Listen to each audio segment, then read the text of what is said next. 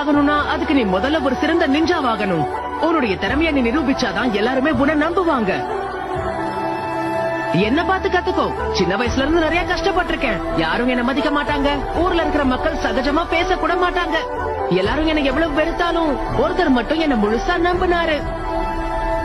ஆனா அவர் எனக்கு கிடைக்கிற வரைக்கும் நான் எவ்வளவோ கஷ்டப்பட்டிருக்கேன். நீ முதல்ல எல்லாத்துக்குமே தயாராகணும். ஆனா எதுக்கு? நிறைய வேர்வை சிந்த வேண்டி இருக்கும். கஷ்டங்கள் அனுபவிக்கணும்.